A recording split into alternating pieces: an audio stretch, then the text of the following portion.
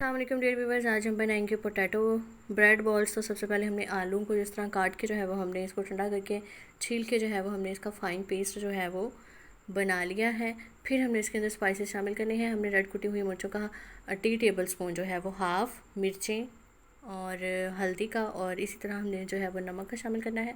और हमने इसके अंदर कोई स्पाइसेस शामिल नहीं करना। फिर हमने इसके अंदर जो है वो 2 सब्ज़ मिर्चें और 2 टेबल स्पून जो है वो धनिया का शामिल करके इसको हमें अच्छे तरीके से मिक्स करके जो है वो इसका एक फ़ाइन पेस्ट बना लेना है। और अच्छे फ्लेवर के लिए जो है वो आलू के फ्लेवर के लिए हम इसका तड़का जो बनाएंगे, जिसमें हमने जो है वो लहसुन, ज़ीरा और रेड मिर्च को शामिल किया है। और फिर हमने अपने तड़के को जो है वो इसके अंदर शामिल कर देना है। इस तरीके से आप तड़का लगाएंगे तो ये बहुत ही एक मज़ेदार और अच्छा सा इसका एक फ़्लेवर आएगा। आप ज़रूर ट्राई कीजिएगा और इसी के अकॉर्डिंग आप अपनी जो है वो पोटैटो ब्रेड बॉल्स बनाइएगा।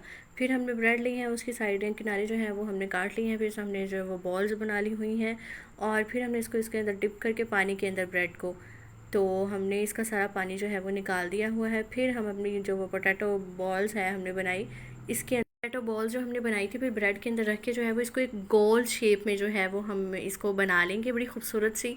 फिर हम इसके कढ़ाई के अंदर ऑयल शामिल करके इसको हमने जो है वो अपनी सारी बॉल जो है वो एक एक करके इसके अंदर जो है वो शामिल कर देनी है। फिर साइडों से हमने ऑयल जो है वो इसके ऊपर जो है वो डालना है हमने, और 2 मिनट के बाद हमने इसकी जो है वो साइड चेंज करनी है। 1 बाय 1 करके हमने इसको फ्राई कर लेना है। और इसके बाद हमने इसको केचप के साथ और वाइट तिल के साथ हमने जो है वो इसको गार्निश किया है। तो ये बहुत खूबसूरत लग रहे हैं और ये बहुत ही टेस्टी और अच्छे पोटैटो ब्रेड बॉल्स बने हैं।